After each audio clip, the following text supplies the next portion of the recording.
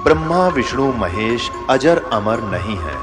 इनका भी आविर्भाव अर्थात जन्म तथा तिरोभाव अर्थात मृत्यु होती है। प्रमाण के लिए देखिए देवी भागवत महापुराण। ब्रह्मा, मैं, विष्णु और शिव ये तुम्हारी प्रभाव से जन्मवान है। हम तो जन्मवान है, हमारा तो जन्म होता है और मरते हैं, नित्य नहीं है, हम अविनाशी नहीं है। फिर इंद्रादि दूसरे देवता नित्य किस प्रकार हो सकते हैं? कृपया अवश्य सुनिए जगत गुरु तत्वदर्शी संत रामपाल जी महाराज के अमृत वचन।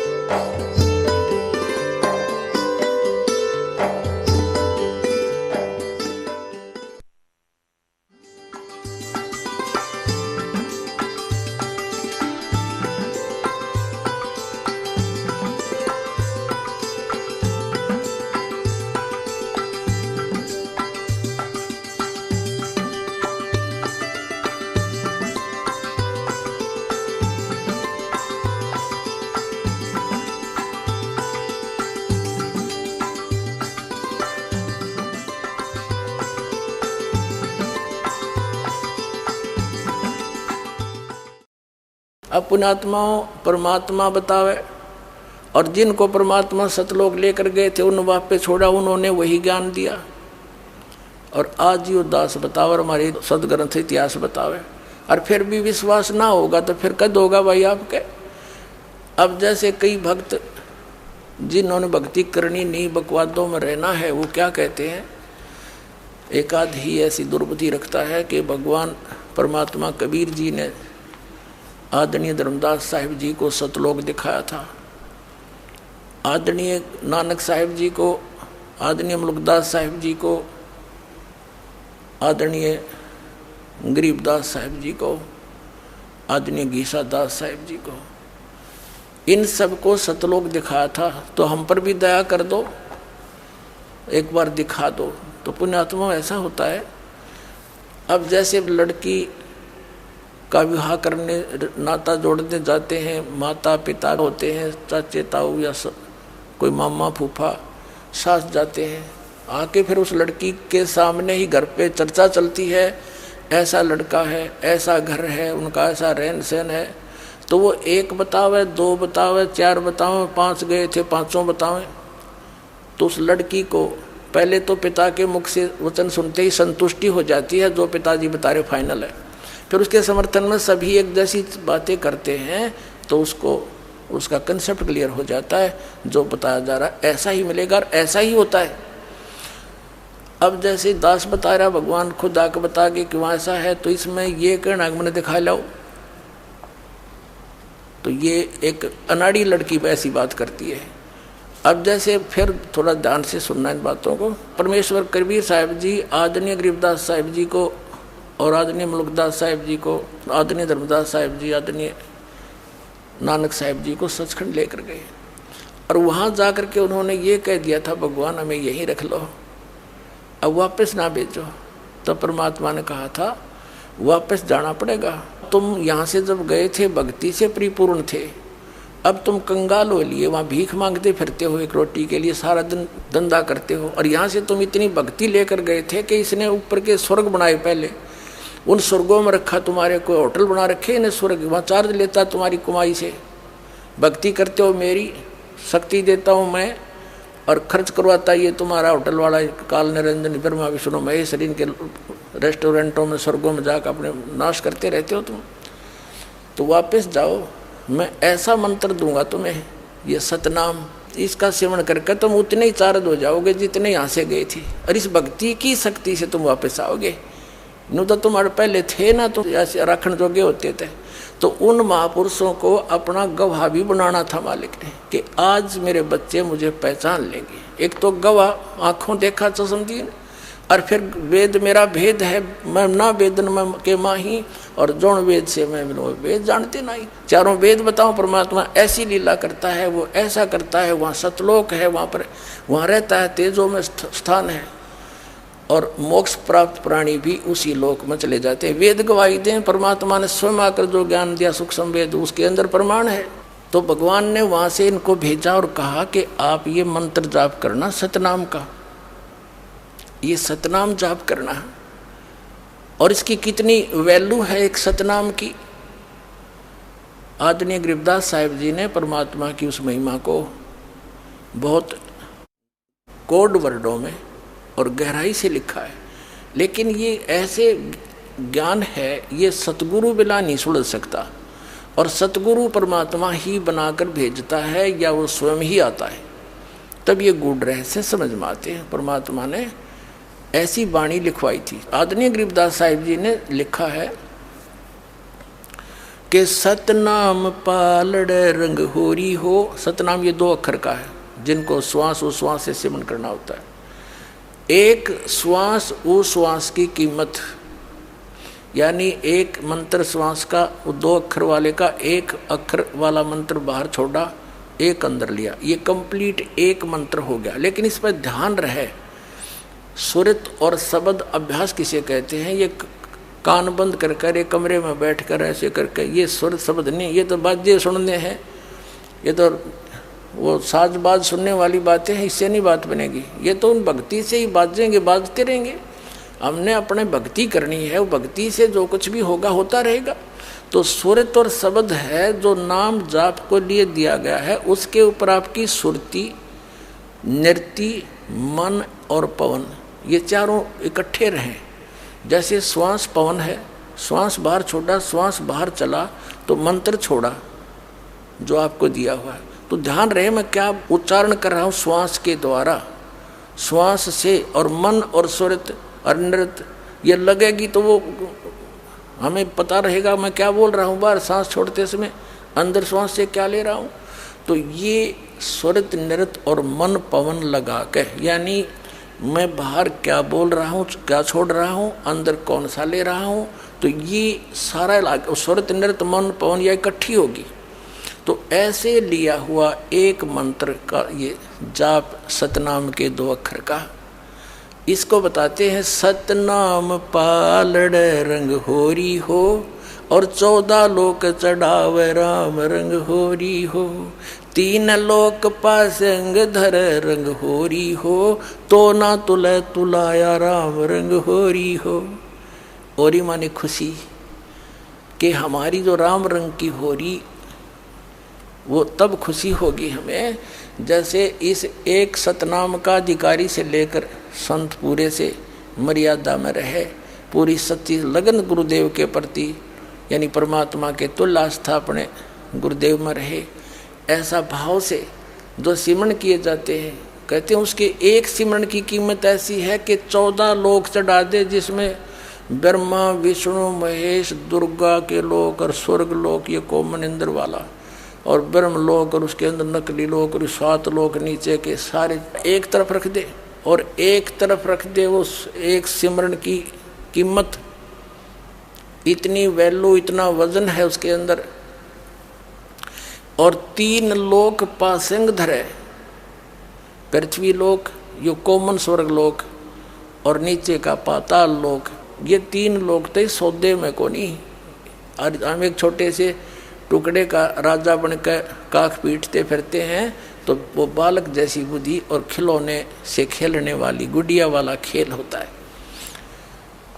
अब जैसे दास का जन्म एक किसान परिवार में हुआ, हमारे घर पर ये लाला लोग आया करते थे गेहूँ खरीदने, कभी ज्वार बाजरे लेकर जाते थे।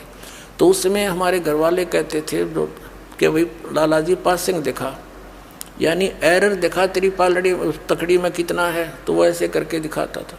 अगर एरर होती तो उसी कनक में से, जैसे गेहूँ तोल रहे थे, गेहूँ की एक मुट्ठी भर कर दूसरी साइड में डाल दी, वो बैलेंस हो जाया करता था। उस 100 ग्राम गेहूँ तय 50 ग्राम तय, और उसी तरफ बट्टे रख दिए जाते थे, और दूसरी तरफ फिर सौदा फिर तोला जाता था गद्दा गद्दा। तो वो जो पासिंग रखा है मटेरियल, वो तो उसका कोई सौदेव नहीं है। तो पुण्यात्माओं, ये कोई डूम बाट के गीत नहीं, को मंगनिया खड़िया ने बना के हमें नहीं दे रखी वाणी है। ये धनी की दी हुई ज्ञान है और आपके लिए है। आपने एक एक वचन को हृदय में धारना पड़ेगा तो इस मार्ग पर चलना चाहते हो तो क्या बताते हैं, सतनाम यानी अधिकारी से लेकर और भी जैसे इस दास से प्राप्त करके इस नाम को तीनों को भी प्राप्त करके चले गए यहाँ से, तो कर्महीन थे। अब वो अपने आप नाम देने लग जाए तो अधिकारी नहीं, वो डुप्लीकेट पासपोर्ट बना रहे हैं आपका। बनाने वाला भी दोषी और बनवाने वाला भी दोषी, जीवन नष्ट हो जाएगा। और फिर इसका पता चलेगा जब वहाँ पर चेकिंग होगी मृत्यु के बाद, फिर तो बहुत देर हो चुकी होगी। तो ये दास हर पहलू पर सतर्क करना चाहता है कि परमात्मा के बच्चे फिर मार ना खा जाए जो युगों से खाते आ रहे हो तुम। तो परमात्मा ने बताया है कि सतनाम पालड़े रंग होरी हो, एक तरफ सतनाम का एक सिमरण और 14 लोक चढ़ावे राम रंग होरी हो, 3 लोक पासंग धर रंग होरी हो, और तो ना तुला तुलाया राम रंग होरी हो। अभी सतनाम का आप कितना जाप करते हो? और एक श्वास की कीमत इतनी। तो परमात्मा ने इसलिए ये एक ऐसी विधि दे दी जो अभी तक छुपा रखी थी। मालिक को मालूम है कि अभी बहुत ज़्यादा काल ने हमारे ऊपर ऐसी परंपराएं थोप रखी है, पता नहीं किस प्रकार की व्यवस्था बना रखी है। तो इस समय मेरे बच्चे इतना भजन नहीं कर पाएंगे और थोड़े में इनको ज़्यादा लाभ हो जाएगा, ऐसी विधि अब बता रखी आपको। तो आप सारे दिन में श्वास का सिमरण, वैसे तो जितना श्वास उस श्वास में बताया है, टाइम मिलते डटे नहीं, तो 1 घंटे में 1000 जाप हो जाते हैं। 900 जाप होते हैं 1 घंटे में, श्वास उश्वास के करे तो सारा दिन में अगर इतने भी तुम कर लोगे, ये कोई नो भी नहीं एक हठ योग करके कितने बैठ के करना है।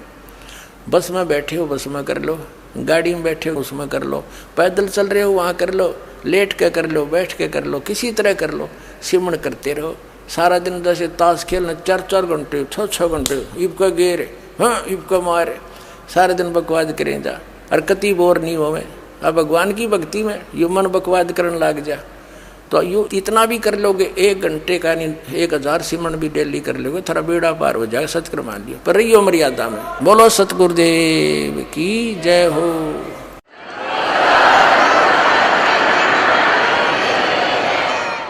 तो पुण्यात्माओं, आज का जो सत्संग है इसका विषय ये है कि आप विद्यार्थी हैं और विद्यार्थी यदि कॉलेज के टाइम में सुविधाएं प्राप्त करने की चेष्टा कर रहा है तो अपना जीवन नाश कर जाएगा। तो आपने हर तरह से पालन करना दास के इस आदेश का। भगवान का आदेश है, दास के माध्यम से आप तक पहुंचा है, ये समझ लेना। तो संसारिक चोचलों से उल्टा हटना है, मर्यादाओं को कम करना है, परंपराओं से उल्टा हटना है। हमने सिंपल वे से रहना है और भक्ति करके सतलोक चलना है। बोलो सतगुरुदेव। परमपिता परमात्मा पूर्ण ब्रह्म, सारी सृष्टि के रचनहार, सभी जीवों के जनक, सभी ब्रह्मांडों के उत्पत्ति करता, ये कबीर परमात्मा है, कबीर साहिब है। जिन महापुरुषों को परमात्मा की प्राप्ति हुई, उन महापुरुषों ने परमात्मा की महिमा आंखों देखी बताई। उनमें से आदरणीय गरीबदास साहिब जी, गांव छुडानी, जिला झज्जर वाले एक पुण्यात्मा हैं, जिनको परमात्मा सीधे आकर मिले और सतलोक सचखंड यानी उस शाश्वत स्थान को दिखा करके, जहाँ से हम आए हुए हैं वो हमारा मूल स्थान दिखा करके, और सभी भगवानों की जिनको हम परमात्मा माना करते थे, श्री ब्रह्मा, श्री विष्णु, श्री शिव जी, और ब्रह्म और परब्रह्म इन सभी की स्थिति से परिचित करा के उस प्यारी आत्मा को वापस शरीर में छोड़ दिया था। अब आंखों देखा हाल उन महापुरुषों ने कैसे बताया है। ग्रीव अनंत कोट ब्रह्मांड का एक रति नहीं भारे, सतगुरु पुरुष कबीर हैं ये कुल के सिरजनहारे। अनंत कोटि ब्रह्मांड का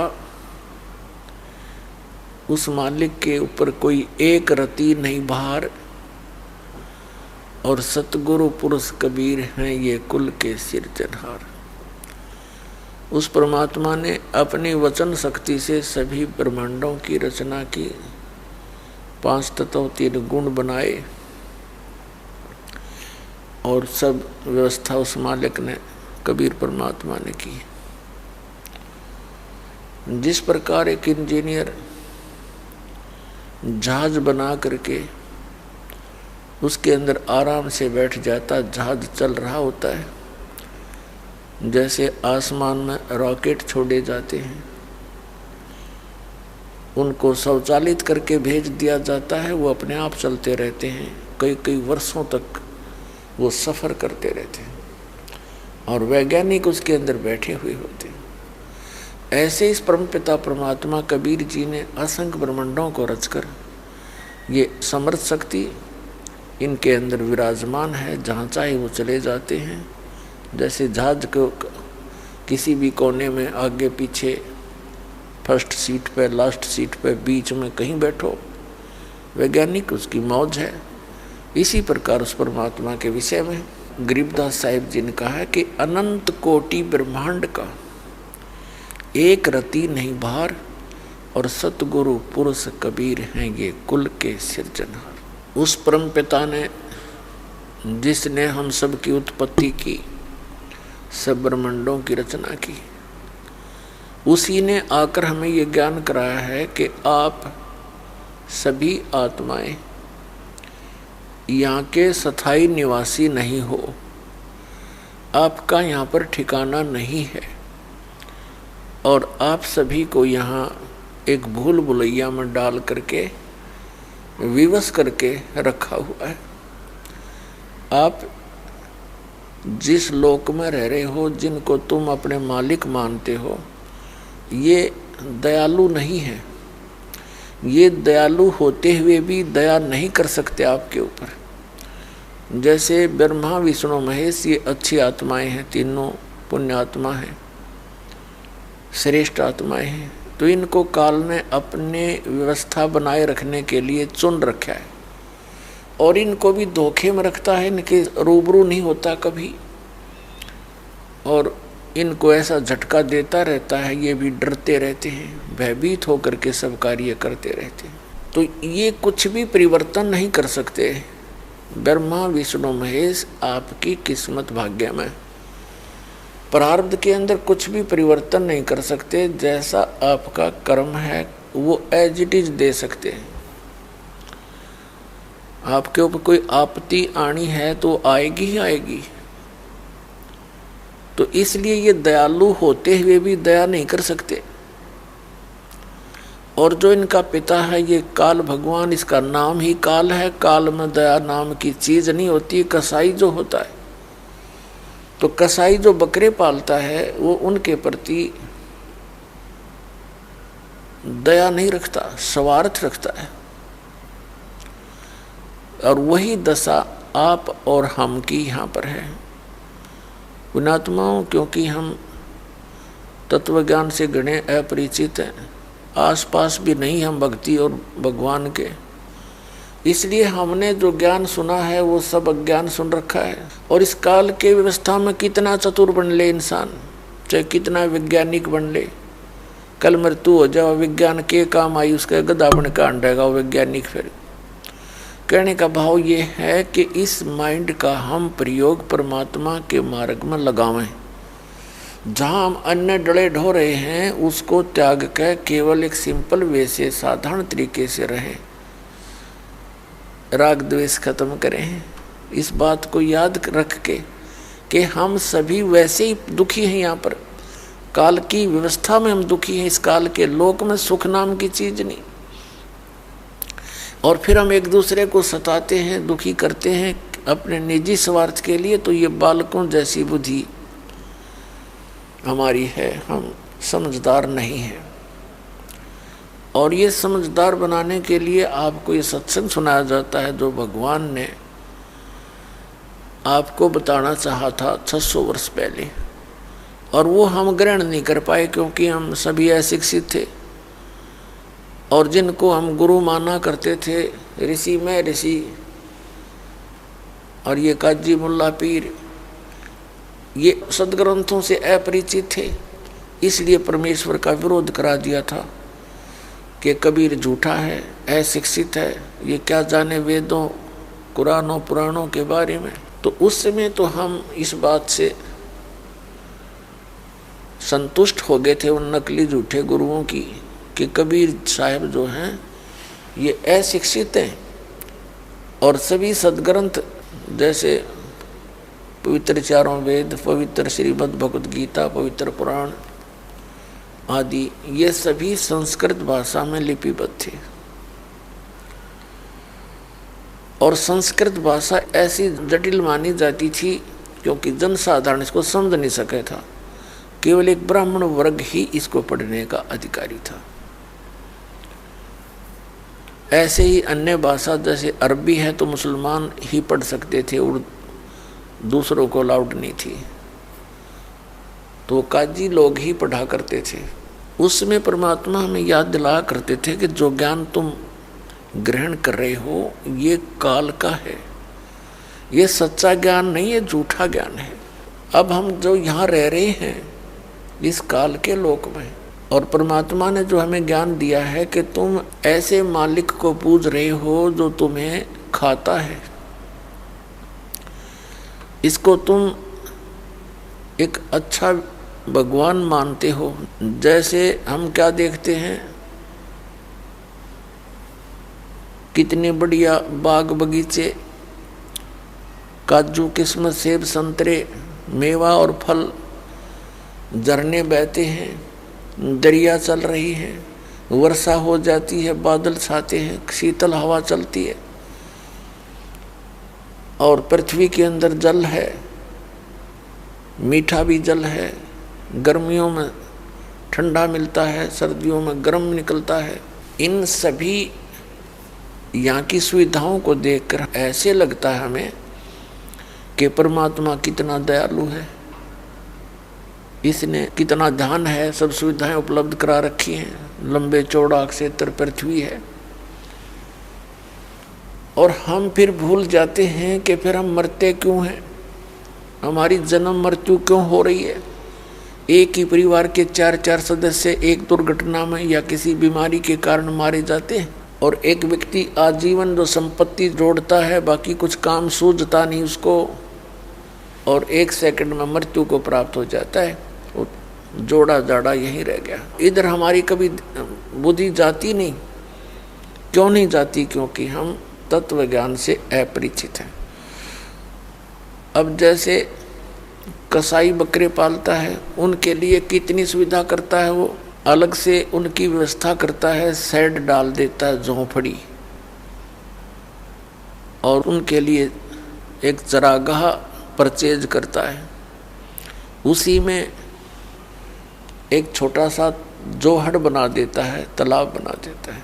तो वो भोले बकरे और बकरियां इन सब सुविधाओं को देखकर ये सोचते हैं कि ये हमारा मालिक है, ये बड़ा दयालु है, हमारी कितनी केयर टेक कर रहा है। और जब वो कसाई आता है उन बकरों के निकट, वो सभी उसकी तरफ दौड़ जाते हैं कि उनको चारा डालता है, पानी पिलाता है, और गर्मी सर्दी से बचने के लिए उनकी व्यवस्था कर रखी है। तो उसके चारों तरफ इकट्ठे हो जाते हैं उसको प्यार देने के लिए। कोई तो उसको ऐसे ऊपर को पैर करके सीने से लगाना चाहता है, और वो ऐसे उसके पकड़ के देखता है। वो तो देख रहा है कि ये कितना मांस हो गया, इसमें कितने किलो का बन गया, ये कितने का बिकेगा।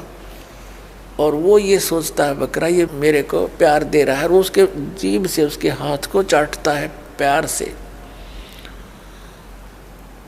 उस समय उन सुविधाओं को देखकर तो बकरों को लगता है कि बहुत दयालु है। और जब उसके पास कोई ऑर्डर आता है 5-7 बकरों का, उस समय वो ना देखता किसकी माँ और किसका बेटा, किसका बाप, किसकी बहन, वो तो एक डंडी लेकर मोटे मोटे छांट ले जाता है और जाके कड़च करवा देता है, कटवा देता है। पुण्यात्माओं, परमात्मा कबीर जी का बताया ज्ञान है, ये बालकों का नहीं, कोई डूम बाट के गीत नहीं। हम घने वैज्ञानिक पाक रहे हैं, हम ज़्यादा विद्वान बन गए, मनुष्य जीवन पाकर अपने तो समझदार किसी ने मानते नहीं। परमात्मा की व्याख्या और व्यवस्था में हम 100 त्रुटियां सोचने की कोशिश करते हैं, ये हमारी बालक बुद्धि होगी। इसके अतिरिक्त यहाँ कोई दूसरा एग्जाम्पल नहीं है जो हमारे साथ व्यवहार ये काल कर रहा है, जैसे कसाई करता एज इट इज।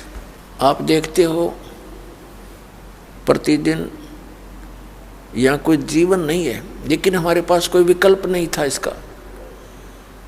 हमारे को अभी तक ज्ञान कराया गया था स्वर्ग तक, स्वर्ग चले जाएंगे। स्वर्ग तो सबसे बड़ा धोखा हमारे साथ। और इन काल के व्यवस्था का वो रेस्टोरेंट है, हमारी पूंजी नष्ट होती है, उनको इनकम होती है। उस परमात्मा ने हमें याद दिलाया, तुम गलत स्थान पर रह रहे हो मेरे बच्चों।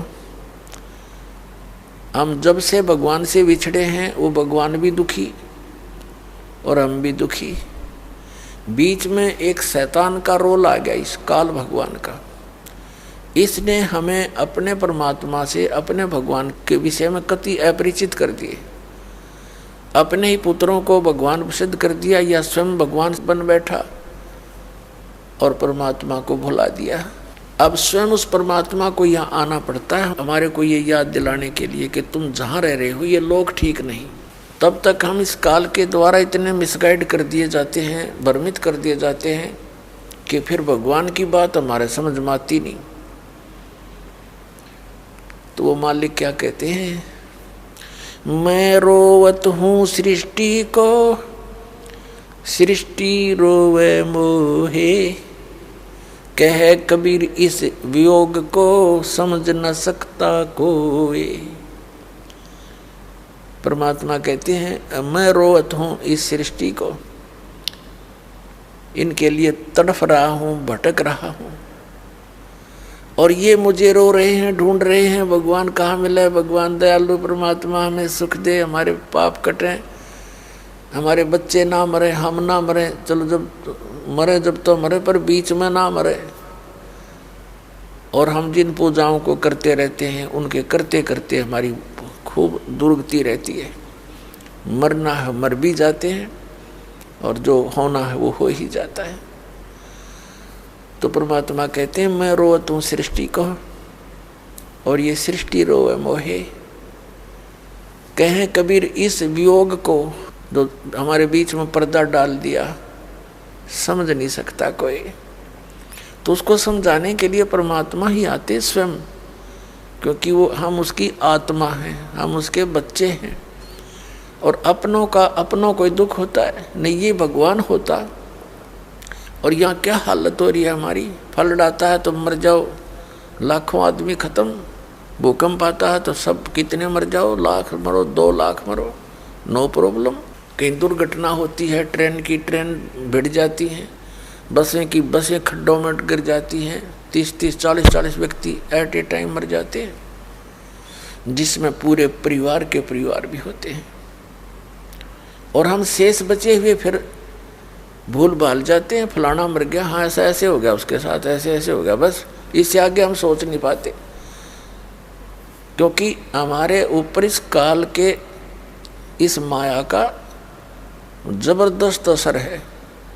कबीर ये माया अटपटी सब गट आन अड़ी, और किस किस न समझाऊं या कुएं भांग पड़ी।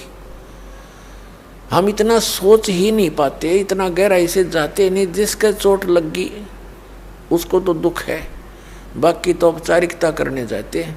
10 मिनट के बाद फिर पता नहीं राजनीति की बतलावें वहीं बैठ कर उनके द्वार में, और कोई और गप्पे मारने लग जाए। तो कहने का भाव ये है कि यहाँ से पीछा छुटवाओ इन दुखों को याद करके। अब वो समय आ गया है, तुम यहाँ से पीछा छुटवा सकते हो, आप मोक्ष प्राप्त कर सकते हो। उसके लिए सिंपल सा काम है, सिंपल, इससे सिंपल कोई पृथ्वी पर कार्य नहीं जिससे मोक्ष हो सकता है। एक रोटी बनाते हैं बहन बेटियां और 2-2 3-3 टाइम बनाते हैं, उसमें कितना सांग जोड़ना पड़ता है, कितनी व्यवस्था करनी पड़ती है। कोई गैस लाओ, लकड़ी लाओ, चूल्हा बनाओ, प्रांत, थाली, चिमटा, पलटा, प्लेट, कटोरी, गिलास और कढ़ाई, फ्राई, पता नहीं क्या क्या इकट्ठा करना, और फिर सब्जी काटो और सारा साजवाज, आटा गूंदो, पीसो या पिसवा के लाओ। तो तब हम रोटी डेली बनावें और 3-3 बार बनाओ और अग्नि के आगे जलते रहें, और वो कंपलसरी ना खाओ तो मर जा। लेकिन जो और हानि हमें हो रही है उसका हमें ध्यान नहीं, क्योंकि हमें ज्ञान कराने वाला कोई मिला नहीं, दृढ़ता से कोई कहने वाला मिला नहीं। हमें तो सिर्फ फॉर्मलिटी, औपचारिकता कभी सुन ली, भाई चल वहाँ जाते हैं साल में एक बार, मत्था टेक आते हैं किसी इष्ट धाम पर, बस होगी पूजा। अपने आप कोई मंगलवार का व्रत रखा है, कोई शुक्रवार का रख लेते हैं, इस तरह की व्यवस्था। कोई गीता पढ़ लेता है, कोई कुरान पढ़ लेता है, कोई पुराण पढ़ लेता है, कोई गुरु ग्रंथ साहिब की वाणी पढ़ ली, बस अपने आप लग रहे हैं।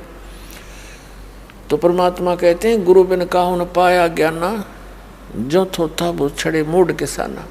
गुरु बिन वेद पढ़े जो प्राणी, समझे अनुसार रहे अज्ञानी। गुरु बिन माला फेरते, गुरु बिन देते दान, गुरु बिन दोनों निष्फल हैं चाहे पूछो वेद पुराण। परमात्मा के इस विधान का नाजायज फायदा उठा लिया नकली गुरुओं ने। ये गुरु बन बैठे, हमें संतुष्टि होगी कि भी ठीक है गुरु होना चाहिए, गुरु बन गया, बस गुरु जी में हमें मिल गया, बस बात ठीक होगी, पूरी सब फॉर्मेलिटी पूरी होगी, गुरु जी होना चाहिए, गुरु जी हो गया। लेकिन ये भी साथ कहा कि नकली गुरुओं से कोई लाभ नहीं होना। तो इस प्रकार हम परमात्मा के विधान से अपरिचित होकर हम यहाँ भटक रहे हैं। परमात्मा पाना बहुत ही आसान है। अब जैसे कोई मजदूरी करता है, सुबह से लेकर शाम तक 8 बजे से लेकर 5 बजे तक अपना काम मजदूरी, मिट्टी डालता है, कस्सी बजाता है। किसान है, उसका तो कोई टाइम में कोई नहीं, सुबह 6 बजे चला जाता है, शाम में 8 बज जाते हैं, सारा दिन खेतों में। और दुकानदार है, सुबह जा बैठे 8 बजे, रात के 10 बज जाए, सारा दिन वही अपना कितनी मेहनत करता है। ऐसे ही कर्मचारी अधिकारी समझो, सुबह जा बैठते हैं अपनी सीटों पर, सारा दिन करते रहते हैं काम, और किस लिए? 2 रोटी के लिए, बस, नथिंग एल्स। और उसके लिए इतना समय 8-9 घंटे कंपलसरी, और परमात्मा के लिए ऐसा सिंपल तरीका है परमात्मा पाने का। लेकिन इन नकली गुरुओं ने इसको जटिल बना दिया। किसी को हम देखा करते थे, बैठ जाता था दोना लाकर, चमटा गाड़ के और बैठे रहा नू। हम सोचा भाई नू मिलता होगा भगवान, तो हमारी तो कलेजा का प्या करता, भाई इतनी कठिन परिश्रम हमसे नहीं हो सकता, बाल बच्चे नहीं छूट सकते। और फिर ये मेहनत तो कभी भी ना हुआ। कोई खड़ा होकर तप रहा है, कोई झरने में बैठ कर तप रहा है, कोई किसी तरह कोई किस प्रकार की क्रियाएं करते हैं। तो फिर भी आत्मा परमात्मा के बिना रह नहीं सके थी। हम फिर अपनी कोई और अटकल ला करके थोड़ी बहुत मालिक के नाम की अवश्य कोई आड़ लिए बैठे थे। और परमात्मा पाना कितना सिंपल, एक पूरी रिहर्सल करके जाता परमात्मा। प्रत्येक युग में आते हैं, सतलोक से चलकर आते हैं, एक शिशु रूप धारण करते हैं। शिशु रूप धारण करके वो एक कमल के फूल पर, कमल का फूल जल के ऊपर होता है, जल के अंदर उस पर विराजमान होते हैं। वहाँ से एक निसंतान दंपति उनको उठा ले जाते हैं। प्रत्येक युग में वो ऐसी लीला करते हैं। और बाल्यावस्था में वो परमात्मा फिर कंवारी गाय का दूध पीते हैं। कबीर भगवान वो परम अक्षर पुरुष, उससे उनकी परवरिश की लीला होती है। और फिर वो परमात्मा धीरे धीरे जैसे भी लीला में तरीके से बड़े होते हैं, तो फिर दैनिक कार्य जो एक जिस वर्ण में वो आते हैं वही वैसा ही कार्यक्रम करते हैं और एक बिल्कुल सिंपल तरीके से रहते हैं। परमात्मा पर विश्वास दृढ़ कराने के लिए वो एक एग्जाम्पल बनाते हैं कि तुम भी ऐसे रहोगे, इतना विश्वास मुझ पर करोगे तो तुम्हारे मोक्ष में कोई बाधा नहीं होगी। अनंत करोड़ ब्रह्मांड का रचनहार, सबका धारण पोषण करने वाला समर्थ परमात्मा एक झोंपड़ी में रहा 120 वर्ष तक, काशी बनारस में, भारतवर्ष की इस पावन धरती पे, और कपड़ा बुनते थे, जुल्हे का काम करते थे और भक्ति भी करते थे। भक्ति करने का तात्पर्य हमें उदाहरण देते थे कि परमात्मा पाने के लिए ना घर छोड़कर जाने की आवश्यकता और ना कहीं धूने लगाने की आवश्यकता और ना ही किसी और प्रकार का कोई अटपट करने की आवश्यकता। एक नाम हो सच्चा, गुरु भी सच्चा हो, नाम भी सच्चा हो और शिष्य में भी दृढ़ता के साथ, विश्वास के साथ उसकी भक्ति हो, आराम तक पार हो सकते हैं। नाम उठत नाम बैठत नाम सोवत जागबे, नाम खाते नाम पीते नाम सेती लागबे। अब क्या बताते हैं परमात्मा के मेरी प्राप्ति के लिए। परमात्मा की प्राप्ति का अर्थ ये नहीं होता कि भगवान यहाँ आए हुए थे, हम सबको प्राप्त थे, वो हमें मिला भी करते थे, लेकिन उन्होंने जो विधि बताई है स्थायी स्थान पर जाने की और वहाँ जाकर के परमात्मा प्राप्ति है, यानी परमात्मा से मिलने वाली सब राहत, सब सुविधाएं वहाँ मिलेंगी सतलोक में। तो वहाँ जाने के लिए उन्होंने विधि बताई है, उसको हम करेंगे, उसका पालन करेंगे तो हम सतलोक जा सकते हैं, सुविधाएं प्राप्त कर सकते हैं। उसके लिए बिल्कुल आसान तरीका है, सभी सद्ग्रंथ यही बताते हैं।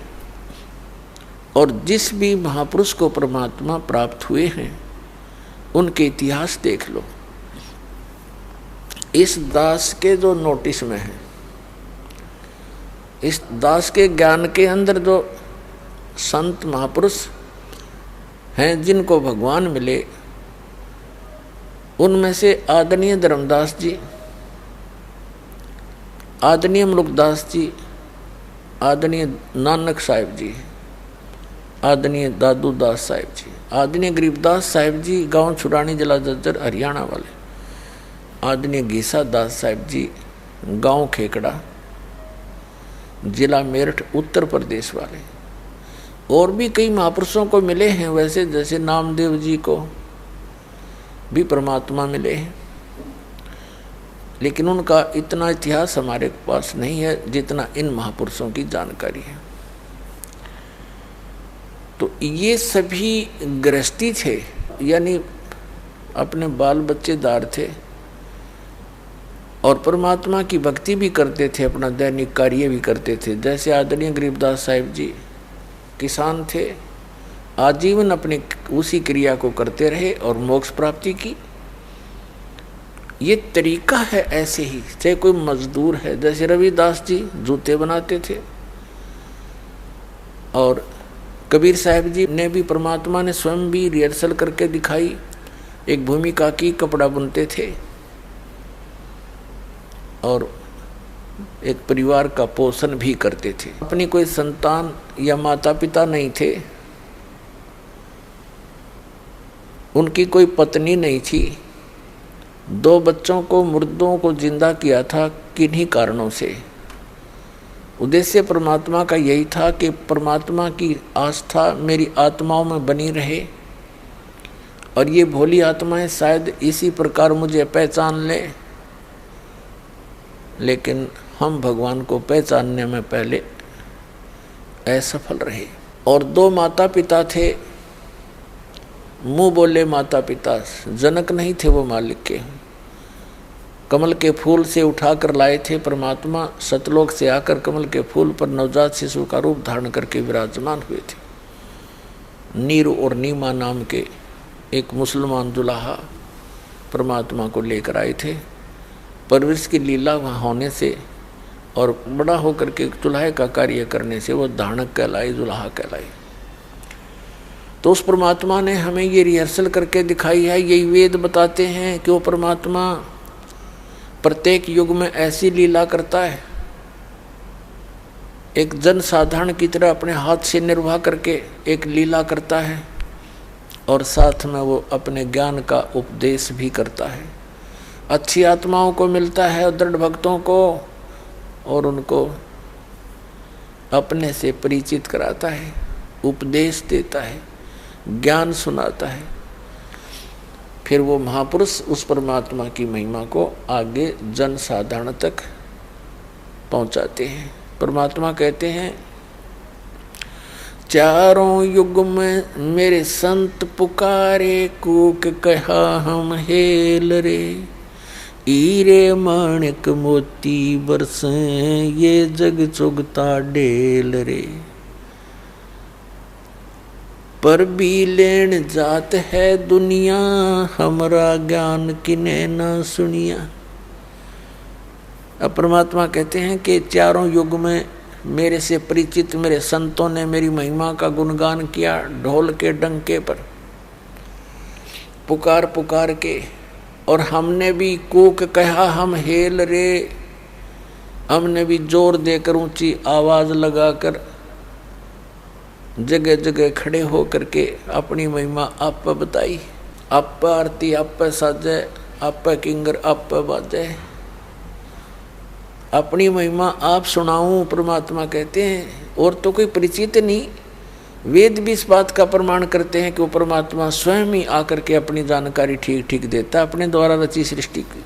तो पुण्यात्माओं, सब ते आसान काम भगवान पाना है, लेकिन ये निश्चय होना कि हु इज गॉड, कौन है भगवान और कैसे वो मिलता है और कहाँ वो रहता है, कहाँ प्रमाण है जो भक्ति हम करने जा रहे हैं, जो साधना हम अपनाने जा रहे हैं या ग्रहण किए हुए हैं, वो कहीं प्रमाणित भी है, किसी अन्य का भी इस साधना से कोई लाभ हुआ, किसी को मोक्ष हुआ है। तो ये सब हमें अब ध्यान से बहुत ही विचार करना पड़ेगा, तब हम इस मार्ग पर सफल होंगे। अभी तक जो भी संत हैं अपनी अपनी डफली, अपना अपना राग पीट रहे हैं। अब भोली आत्मा श्रद्धालु तो एक जैसे रोगी डॉक्टर के पास जाता है, बड़े बोर्ड को देखकर वो निश्चिंत होकर उसके बैठ जाता है सामने, जो वो ट्रीटमेंट लिख देता है वो सहर्ष उसको ले करके घर आ जाता है और उसको खाता है, उस टेबलेट्स को, गोलियों को, औषधि को, फिर मरे या जीवे। अब उसको ये तो शंका हो ही नहीं सकती कि सामने बैठा ये डॉक्टर नहीं है।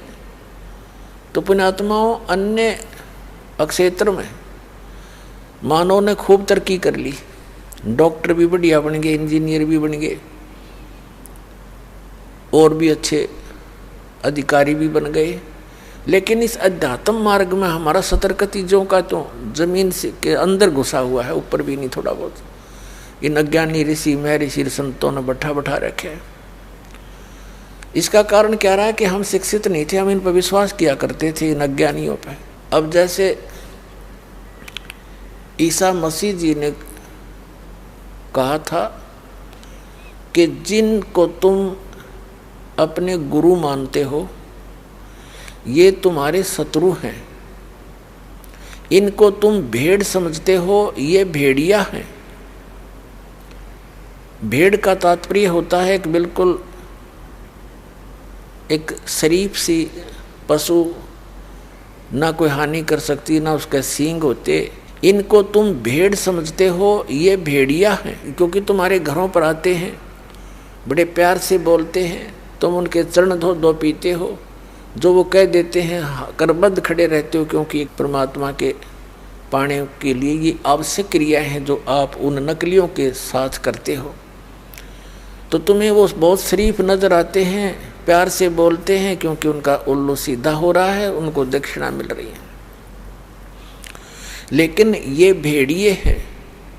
भेड़िया क्यों हैं? क्योंकि आपके जीवन को ये खा रहे हैं, आपके अनमोल जीवन को बर्बाद कर रहे हैं, और इन सत्य वचनों के बोलने का उनको कैसा परिणाम भोगना पड़ा कि उनको क्रश कर दिया गया, कीलें गाड़ के हाथ और पैरों में उनको तड़फा तड़फा के मारा गया। उन दुष्ट लोगों, उन दुष्ट गुरुओं के द्वारा जिनकी रोजी रोटी आड़े आ गई, उनको जनता से कुछ लेना देना नहीं था। तो पुण्यात्मा उस समय तो जनता शिक्षित थी नहीं। आज से 600 वर्ष पहले परमात्मा कबीर परमात्मा आए थे, मालिक एक जुल्हा रूप में, एक गरीब सा व्यक्ति। और पुण्यात्मा हमारा एक नेचर है, स्वभाव है कि गरीब आदमी ने कोई धमका दे, कोई खुरका दे, कोई कैसा व्यवहार कर दे उसके साथ। और उस अतिथि में रहकर उस मालिक ने सबके छक्के छुड़ा दिए। एक गरीब आदमी की भूमिका करते हुए सभी ऋषि महर्षियों के सामने खड़े हो जाते थे, डटकर उनको कहते थे तुम झूठ बोलते हो, तुम्हारा ज्ञान ठीक नहीं है, तुम भ्रमित कर रहे हो, निकाल के देखो उस पुराण को, निकाल के देखो उस वेद को। तो वो नकलियों ने मानना तो था नहीं, क्योंकि उनको ज्ञान नहीं था, ये पता नहीं था कि भगवान है।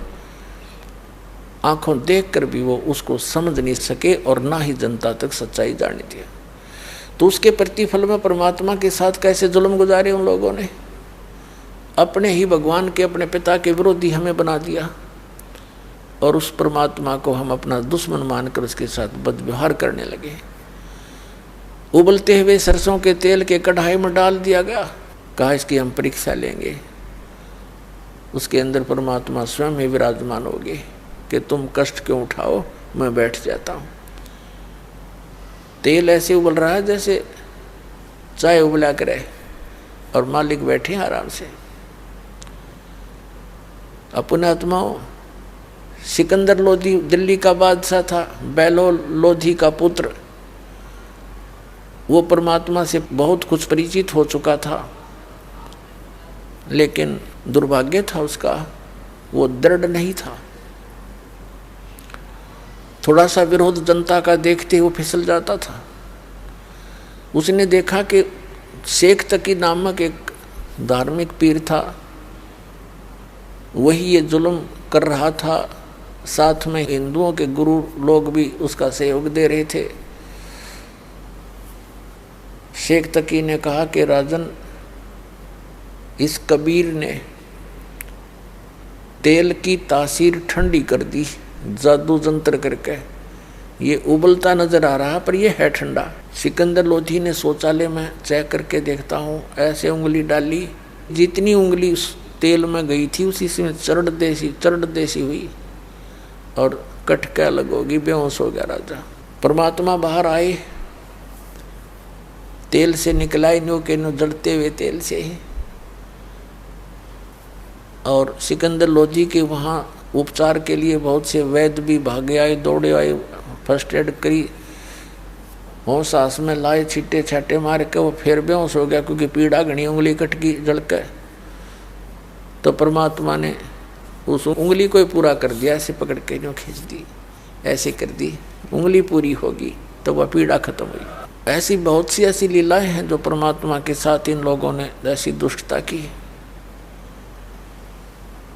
लेकिन वो परमात्मा थे, भगवान थे, हैं और पहले भी थे और आगे भी रहेंगे, वही है मालिक सब कुछ। तो उस समय परमात्मा की बातों को, कबीर परमेश्वर की ज्ञान को, सच्चे ज्ञान को हम नहीं ग्रहण कर पाए क्योंकि हम बालक थे, अशिक्षित थे। अब उसके बाद वो सेवा इस दास को दी है परमात्मा ने। जिस दिन से सन 1994 में दास को आदेश हुआ था मेरे पूज्य गुरुदेव जी के द्वारा कि बेटा तू नाम दिया कर, दीक्षा दिया कर, सत्संग करा कर, तो उसी दिन से मेरे एकदम शरीर में पसीना आ गया, क्योंकि दास इस बात के लिए तैयार भी नहीं था, कभी सोची भी नहीं थी, चाही भी नहीं थी। दास तो भक्तों को प्रेरणा करके समझा के गुरु जी से उपदेश दिलाया करता था। उनकी आयु उस समय लगभग 105-6 वर्ष की हो चुकी थी। तो दास को आदेश दे दिया अचानक कि आज के बाद तू गुरु होगा। सभी संगत से कह दिया था कि जो इसको गुरु नहीं मानेगा मेरा कुछ नहीं होगा। और एकदम मेरी सतीथी देखकर वो समझ गए कि ये एकदम घबरा गया। सोचा भी नहीं था, मेरे से पहले तो बड़े सीनियर बने फिरे थे, वो भी थे वहाँ पर। तो वो समझ गए। उन्होंने कहा बेटा घबराइए मत, तेरे साथ रहूँगा मैं, मेरा आशीर्वाद तेरे साथ रहेगा और विश्व में तेरे समान कोई संत नहीं होगा। पुण्यात्माओं, जब तो हमारी बालक बुद्धि थी, वो कह रहे थे, हम सुन रहे थे, पर गले नहीं उतरे थी कि हमारे जैसे 2 कौड़ी का जीव, हम तो भगत भी पूरे को नहीं और संत तो बहुत दूर की बात होती है। फिर कहते हैं संत वचन पलटे नीचे पलट जा ब्रह्मांड, उस समर्थ का वचन था, वाणी थी। आज वह सच नजर आने लग रही है, अज्ञा तो साची कही उन्हें उस दिन। अब जैसे इन महापुरुषों का, ऋषियों का, संतों का, सबका दास ने ये तलाशी ली, इनकी थैले खाली कर कर देखे, इनका माल निकाल के, खक भी नहीं किसी के पास, सिर पैर नहीं किसी के ज्ञान का। दास किसी योग्य नहीं था, लेकिन परमात्मा की वाणी है, गुरु मेहर करे तो कागा से हंस बना दे, गुरु मेहर कर जब कागा से हंस बना दे। हम तो काग से हंस बनाए दाता ने, और अब सेवा दे दी उसके बच्चों को परमात्मा से परिचित कराऊं। कहते हैं आत्म प्राण उद्धार ही ऐसा धर्म नहीं, और इस जीव का कल्याण करवा दे, इससे बड़ा पृथ्वी पर कोई पुण्य नहीं है। वह सेवा इस दास को मिली और फिर आप जी को मिली, क्योंकि आपका भी कर्तव्य बनता है। प्रत्येक अपना बहन भाई, पूरा विश्व, सभी प्राणी आपके अपने हैं। अब जब ये ज्ञान हो जाएगा आपको, कोई हिंदू मुस्लिम सिख ईसाई अलग दिखाई नहीं देगा। जब तक हमारा यह मोतियाबिंद साफ नहीं होता कि हम कौन हैं, कहाँ से आए हैं, कौन हमारी ये ब्रांड माटी कर रहा है, तब तक हम द्वेष और एक दूसरे को दूसरा मानते हैं। जिस दिन ये ज्ञान हो जाएगा पुण्यात्माओं, आपको पूरा विश्व अपना दिखाई देगा। क्योंकि हम सारे दुखी, चाहे राष्ट्रपति है उसकी ब्रांड माटी, वो कहाँ सुखी है?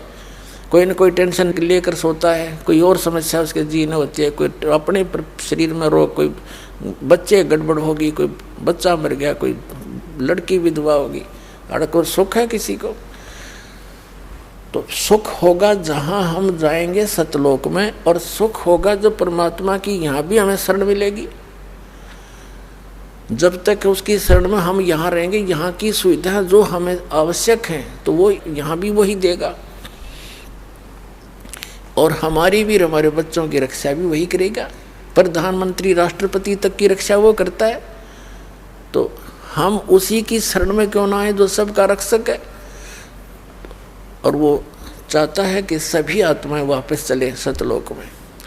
तो यहाँ बहुत से अनजान बिना ज्ञान के व्यक्ति बहुत हैं बेचारे, हम भी ऐसे ही थे। अब दया हुई दाता कि इस ज्ञान में रंगे गए हम तो क्या कहते हैं कि सभी यदि सतलोक चले गए तो पृथ्वी पर कौन रहेगा? ये उन्हें कहाँ से समझाना शुरू करें जिसकी बुद्धि इस सतर की है। इतनी दुखी प्राणी यहाँ पर, और फिर भी यहीं रहने के लिए कहती है ये खाली पड़ी रहेगी, फिर कौन रहेगा? ये चांद खाली पड़ा, उस पर लो जाके मंगल ग्रह, ये सारे ग्रह खाली पड़े, पत्थर, तो यह एक पत्थर और घूमता रहेगा खाली, हमने ठेका ले रखा है। ये तो ब्रह्म मिट्टी का घर है। अपने सतलोक में जाएंगे, वहाँ ठाठ से रहा करेंगे। 4 मुक्ति जहाँ चंपी करती माया होरी दासी, वहाँ सारे सुख सदा बने रहेंगे।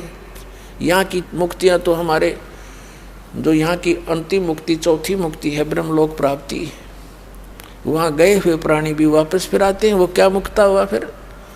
और परमात्मा कहते हैं सतलोक में जाकर ये सदा बने रहेंगे तेरे साथ। अब जैसे परमात्मा हमें याद दिलाते हैं कि आगे गए ना बावड़े, रहते भी सब जा, और बिन साहेब की बंदगी की तो ठोर ठिकाना ना। आज आप कितने ही व्यवस्थित नजर आते हो, खूब बढ़िया पोस्ट हो या अच्छा कोई धन कारोबार आपका हो, बच्चे आपके ठीक ठाक हैं, विवाह शादी भी उनकी अच्छी जगह होगी है, उनका रोजगार भी बढ़िया है, और कल मृत्यु हो जा,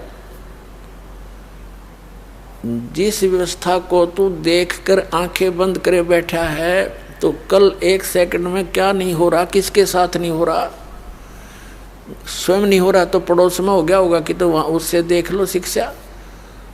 और फिर भी हमारी आंखें खुलती नहीं, क्योंकि हमारे ऊपर इस 3 गुणों की, त्रिगुणमयी माया का बहुत जबरदस्त प्रेशर है। उस प्रेशर को हटाने के लिए परमात्मा ने ये एंटीबायोटिक ज्ञान दिया है, और ये इसको कति खत्म कर देगा।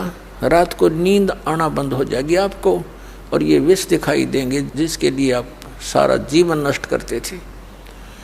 और फिर दूसरी बात यह है कि जो आवश्यक वस्तु है आपको अवश्य मिलेगी।